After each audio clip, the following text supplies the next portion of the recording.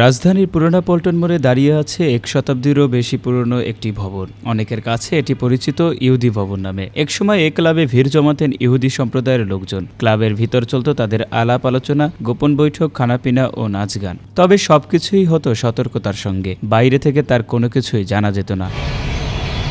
ক্লাবে প্রবেশ করতেই ভবনের গায়ে শ্বেতপাথরে দেখা যায় ফ্রিম্যাসন্স হল 1910 লেখা। এটার অর্থ কি? এই প্রশ্নের জবাব জানতে ফিরে যেতে হবে 1717 সালে। ইতিহাস বলছে 1717 সালে লন্ডনে আনুষ্ঠানিকভাবে যাত্রা শুরু করে ফ্রিম্যাসন আন্দোলন। পরে বিশ্বের বিভিন্ন দেশে তাদের লজ বা হল গড়ে ওঠে।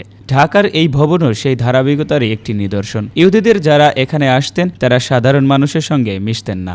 আমি শুনছি আগে ইহুদিরা এখানে থাকতো, কিন্তু এখন আগে আমি দেখিনি, কিন্তু এখন বর্তমানে এটা সরকারি অফিস। ইহুদিরা থাকতো, এখন সরকারি অফিস আর কি শুনছি কাজ করব। স্বাধীনতা যুদ্ধের পর আর তাদের পল্টনের এই ফ্রিমাসন্স ক্লাবে খুব একটা দেখা যেত না। ফলে ক্লাবটি অনেকটা পরিত্যক্ত হয়ে পড়ে। তাদের বেশিরভাগ জমিজমা দখলদারের হাতে চলে যায়। তখন ঢাকায় ২-৪ জন ইহুদি বাস করলেও তারা নিজেদের পরিচয় গোপন রাখতেন।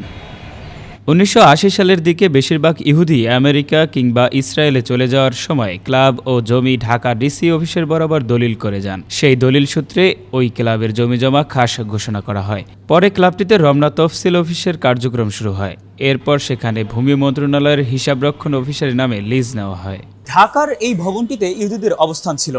স্বাধীনতার পরপর তারা চলে গেলেও তাদের ইতিহাস বহন করে চলছে এই ভবনটি। তবে এই ভবনের যত রহস্য, তার প্রকৃত ইতিহাস এখনো অজানা। হোসাইন সিপাহী, সময়ের কণ্ঠস্বর, ঢাকা।